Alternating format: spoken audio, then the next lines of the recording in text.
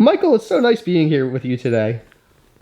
If somebody wants to be Michael's friend, what should they do? They come up and say hi. Do you like to wave to people? Yeah, say hi, get on your level. Hi, Michael. Can I have a high five? Yeah. Do you like making new friends, Michael? Yeah. Tell me about Michael's communication. Yeah, so he, obviously having a trach, he has never talked. I've never ever heard him cry or anything. So he has become incredible at using just his eyes and then his fingers pointing to things. He has learned to stamp his feet and make his point known when he wants to. We're doing sign language. So we've been doing sign language for a couple years. And we're working towards using like iPad technology for communicating. Does Michael understand everything that other people say? Pretty much, yep. Hey, Michael. Do you want to be friends? I want to be friends too. Be friends. Yep, friends. Friends with Chris. Michael, can I sit beside you and be your friend? Hey, Michael. I thought we could be friends today, Michael. And I thought we could start our friendship by doing a fist pound. Whoa! Oh. You are so strong. Oh my goodness. Whoa! Oh. Oh my goodness, Michael. You're one of the strongest people I've ever met. Oh. Before we do it again, I have a question for you, and then we'll do it again.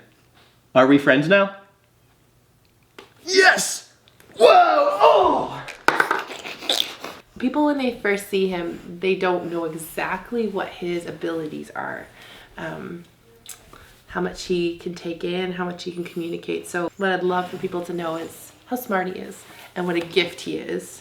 That he's a little soul. He is a little soul just like everybody else. When somebody meets Michael for the first time, what do you want them to know? Cognitively, like his mind, he thinks and acts just like a 4-year-old. So that when they engage with him, that he's just, from his mind, he's just like normal. Uh-oh. I hope I don't fall over again. Ah!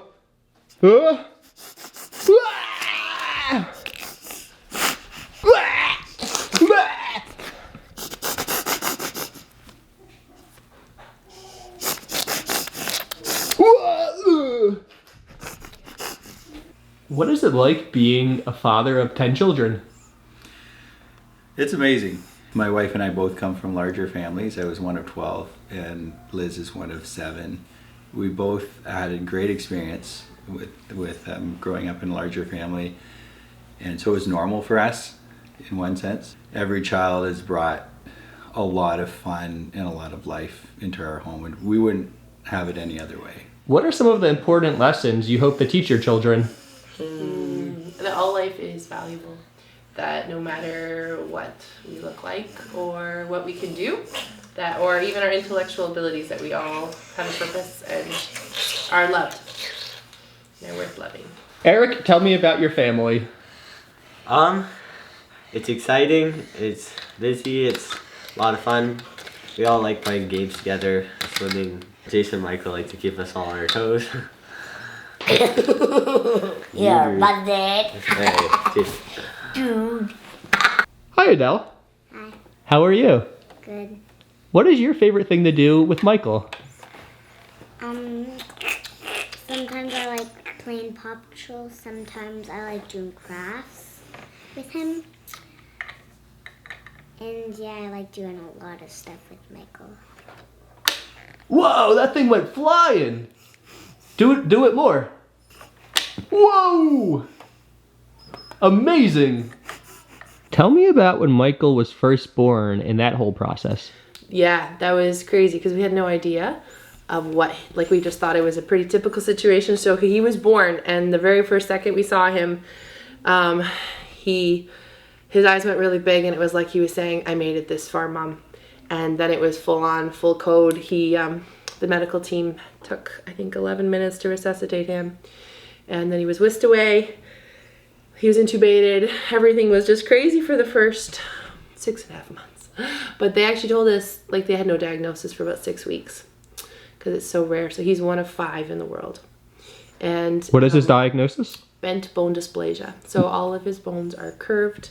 They're not as strong, and his airway is very small. Even before he was born, we didn't bother with the different tests that were available to see whether we had a healthy child. We were content to take it a step at a time and then find out, of course, when he was born. Michael is diagnosed with something called Bent Bone Dysplasia. Every bone in his body is affected with this, from his fingers, legs, even his facial structure. It affects a lot about him. It'll affect his growth, how tall he'll become. I think it's a form of dwarfism as well. His limbs are shorter. Not much is known. The oldest person now there's 5 in the world that we know of, and the oldest are just in their teens. So there's a lot that's unknown about Bent Bone Dysplasia. But yeah, so it affects obviously his talking. He can't talk because of his trach. He has a very small airway. Yeah, so we were in the NICU for 6.5 months, but they only gave him like days to weeks to live. So that's what we thought we'd have.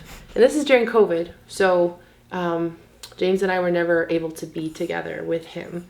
The nurse let us, I think, once because they thought he would die pretty quickly to be together, where we got a few minutes to just hold him and sing to him. And yeah, then we finally got the diagnosis, and it looked pretty bleak. They didn't know anyone else at that point in the world that had his diagnosis. So they just kind of gave us the choice, like, what are you going to do with that? And for us, life is very valuable. It comes from the Lord, and he is made in the image of God, even though it doesn't look typical for us. And then it was, once we told them, yeah, we want to have a trach, and we want him to live as long, like, we thought maybe we'd get him home for a couple months. They said, well, it's 4 months of training. Are you, like, willing to do that just to have him home? We're like, yeah, we want him to meet his siblings, because of course they weren't allowed in the hospital. What is it like to have Michael as a brother? It's become normal for me, so I don't really think about it a lot. But at first, it was different just because he needed so much more care than everybody else. But now I don't really think of it as anything different. It's just kind of, he's there, he's part of the family. He might need a little extra, like, care and stuff, but it's not, like, that much different to me. It's become normal? Yeah. You are so funny! Oh! Hey, don't laugh at me. I'm so unfortunate that I keep falling over. Now, I'm gonna fall over a lot more, but first, I have 2 questions for you, and then I'll fall over again. The question number 1, when you make a new friend, do you feel happy or sad? If you're happy, touch this hand. If you're sad, touch this hand. Happy, awesome! I'm happy too, because you're a funny guy. I like that you laugh at my jokes. My next question. When you meet somebody for the first time, do you want them to say hi to you, or do you want them to ignore you? Say hi, or ignore you?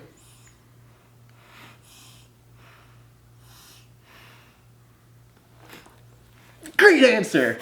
Let's celebrate this with a high five. Whoa! Oh my goodness, he sent me flying! Tell me about how you and Michael communicate. We talk to each other. Sometimes I use sign language with him. Most of the time I'll talk, and you can kind of tell by how his eyes move, how he uses his hands. Sometimes he'll move his mouth and nothing comes out, but he'll just move it and start talking. And you can kind of tell by his body language what he's, like, trying to say.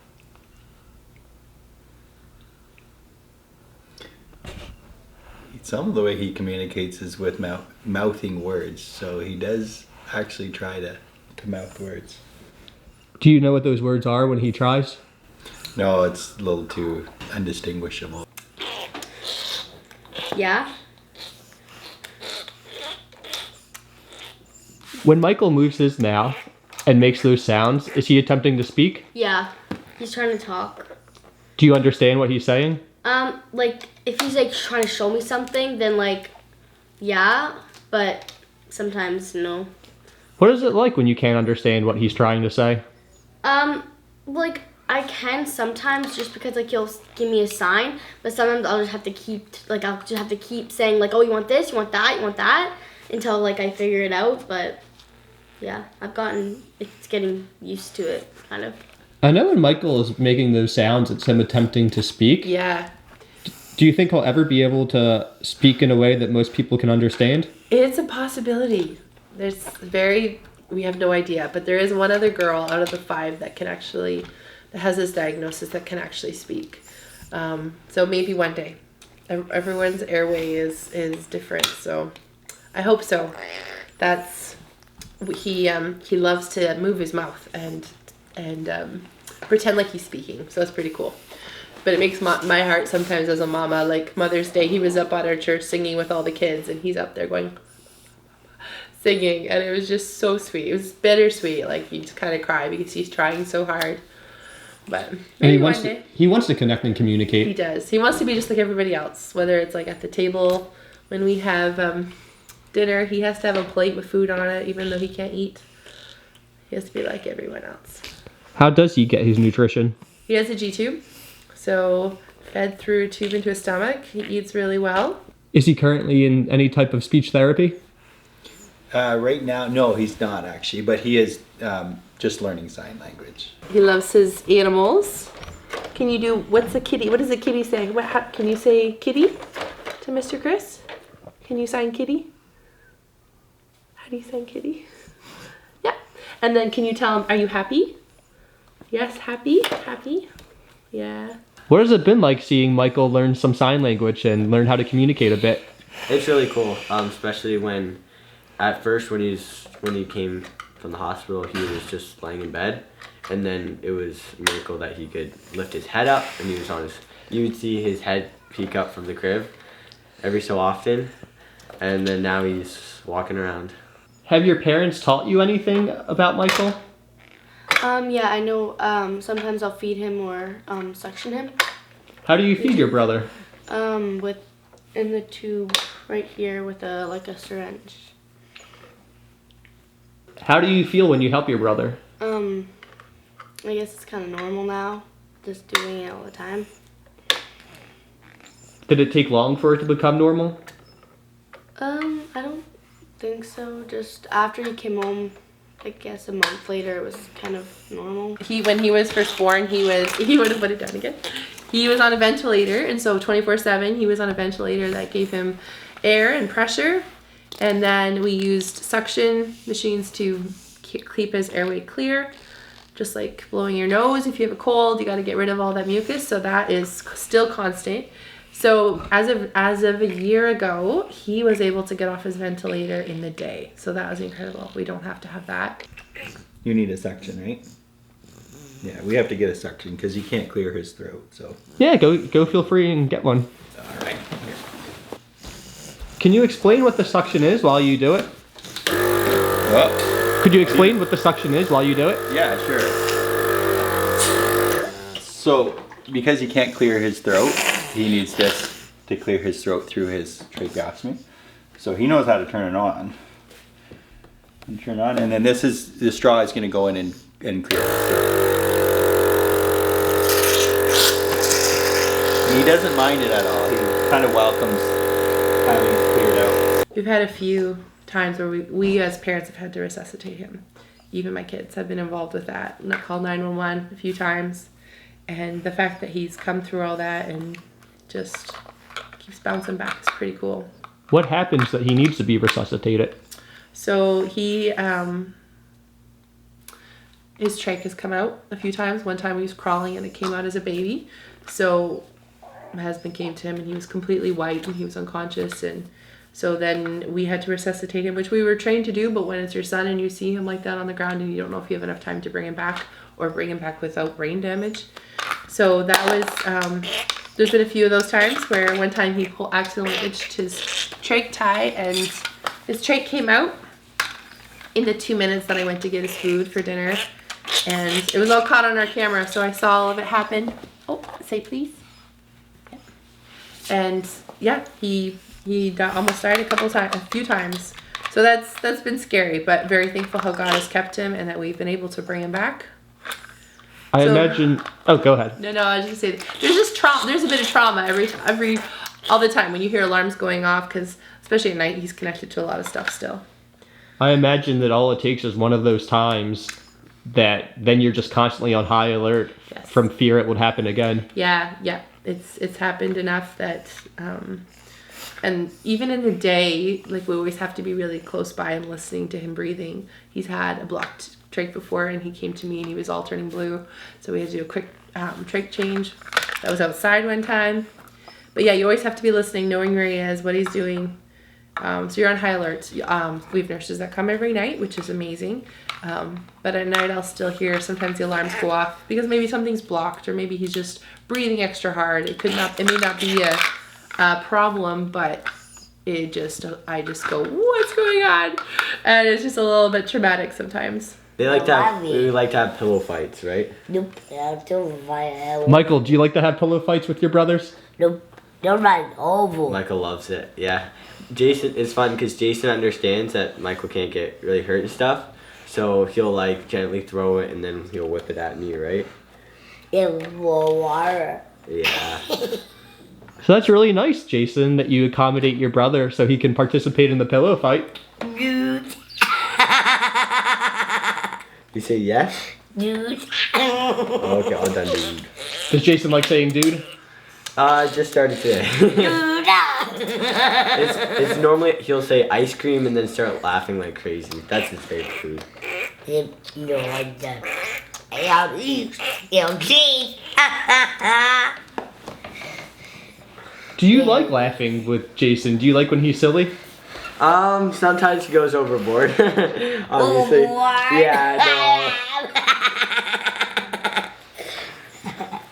Yeah, but it is fun. He likes getting attention, so when he does, he'll try to get everybody looking at him and then start laughing hysterically. Yeah. Would you say that between Jason and Michael, one of them requires greater support than the other? So I would say Michael requires more medical support. Jason requires more emotional support. And he can move very quickly and just disappear, so you have to kind of know where he is. So they both have different reasons. Jason's very sporadic, so Yeah. if he wants to run, you'll be gone. You have to keep a close tabs on him. What are you most proud of your family for? I would say their willingness to learn, and through all the different situations we've been with, especially the medical challenges of the two boys, that they have been so flexible, and there's been a lot of separation between us and them for hospital stays and stuff like that, so that they were willing to let mom and dad go, had such good attitudes through it all, and willing to take on new challenges and learning medical stuff. For the older ones, it's been a lot of just helping out with the younger ones too, and they've learned to do a good job in supporting, helping out with the younger ones. Leanne, I have a question for you. What's the best thing about having a brother? That we can play with him, but also he can also be a lot of work. So, Tell me about some of the work. sectioning, just messes he makes. What are some strategies you have in place to help manage raising 10 kids and make sure everybody gets what they need? Ooh, that's a good question. We can't do it alone, so we have a really good support system, so that's huge. We homeschool, so I have some other people that come in and help me with stuff that I can't do. We have an incredible group of nurses that help us with Michael's challenges and needs, and really good family and friends that just help us out when we can't do it all. And managing expectations, knowing that much usually wants more, so the key is not always having more. The key is being content with the things that we do have. Yeah, so we have a nurse on site whenever we're not, like when we're sleeping, so from 11 o'clock at night to 7 in the morning, there's a nurse that's on site all the time. Because if anything would get clogged, like if he would get clogged in his trach, then he could suffocate, so. What is it like during the day where you have to be on top and aware of Michael's medical needs, but also you have 9 other children, including Jason, who has Down syndrome and likes attention. Yeah. Sometimes it's a lot. Some days you're just dog paddling because you feel like you're about to drown. But I think having a big family has actually been an incredible gift. Oh, well, it is on so many levels, but the fact that one kid is usually around him at all times, and all the kids from my 5-year-old on up tells me, oh, Michael needs a suction, and my 8-year-old can suction all the way up to my 16-year-old, so that really helps. But yeah, it's a lot. You have to just listen to his breathing, and often I'll come cooking dinner and I'll have to come look after him, suction him or something, and my dinner gets burnt, and this has happened many times. I mean, it's not a big deal, but it's just like, oh my goodness, it's hard. It is hard to live sometimes a normal life, but we really try to do everything as normally as we can. Now that Michael's 4, when you take him to medical checkups, are they able to predict the future at all? No, they can't. And so I ask questions and they're like, well, we don't really know. They're just amazed at how far he's come. So that's cool. But yeah, like, I have no idea. Like, his diagnosis being more fragile bones, we could have a life of fractures. So I try to remind myself that the fact that he can walk and move is just such a gift. He's probably one of the most mobile of the 5 at this point. So just trying to enjoy every day. And we all, of course, none of us have guarantees about tomorrow or the next breath, but yeah, no clue what his future will look like. He walks with a limp now. He broke his leg last year. Do they know how long he'll walk with a limp for? No, they have no clue. Everything is basically a guess. His bones are weaker than most, so he's had a fracture in his leg last year and then a fracture in his arm this year. So it took him 6 months after his fracture to start walking again, and he still limps. But we are hopeful that we won't have too many fractures. You want that? You can say please, Mom? Please? Yeah. Did he just sign, please? He signed please. Yeah. Just don't push it off again, Michael. Oh no. That would be so silly if you did it again. Oh no. Don't do it. Oh my goodness, are you gonna do it? No! No! You did it! You rascal. What are we gonna do? Oh my goodness, you're a troublemaker. Just kidding, that was silly. Here you go, I'll give it back. His genetics team is doing a study on him, actually. What are they studying? Just that the diagnosis is not as fatal as they portray it to be. So basically, because when he was first, after they got the diagnosis 6 weeks after he was born, like, they basically was like, well, you can try to keep him alive, but from the data that we have, everyone doesn't make it. So now they are following him, and it's been presented already once at a medical conference, his story, that it's not as fatal or as gloomy as they think it is. He's lived an incredible life, even in the 4 years. Right there, Michael, is my camera. And I thought I could... Yeah, that's you. When you see yourself on the camera, do you feel happy or sad? You should feel happy, because you are an amazing person. You're smart, you're funny, you're talented, you're amazing, you're cool. Whoa! And you're silly.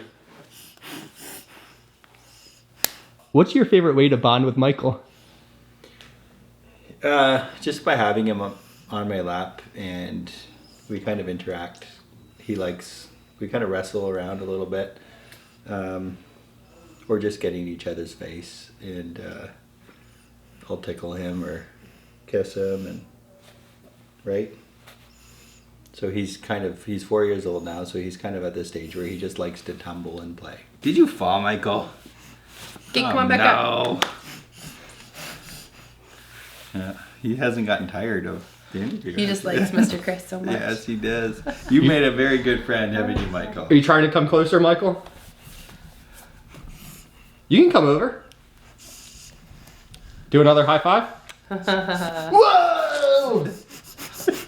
You're sending me flying, my friend. Totally figured out his humor. Here. Okay, no, you get to overcome. You can barely stand. Here, I'll hold you. That's so funny. I had a lot of fun playing jokes with you.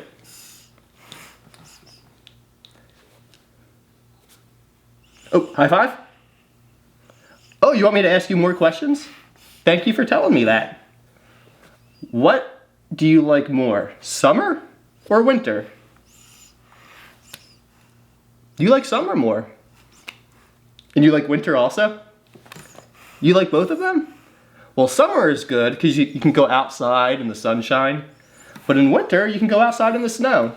If you had to describe your family with one word, what word would you choose? Okay, all done. I Oh, no there. Renee knows. know. I You know? Renee. Bible. know. Awesome? That's a great word, awesome. That's summer. Probably blessed, right, guys? Yeah. We're blessed in a lot of ways. I What? Tell me about the ways that you're blessed. Well, Michael, obviously. I don't think we would Five. trade our circumstances for anything else or for I anyone know, else's life. Mom. Just because we've had it so good. Physically, we've had it good. Having a home, place to stay. Never been hungry. And good friends, a lot of support. And then spiritually, we've been blessed. When somebody meets Michael for the first time, what do you hope they think? That he's a gift. I hope they're curious and ask questions. I mean, every parent with kids with special needs knows the stares, the wonderings, the shushing of their kids, right? And I totally understand all that. But I love it when people come to me and say, "Hey, what's up with him? And what's his diagnosis? And how do you manage that?" Why is that good? Education and reminding them that all people are valuable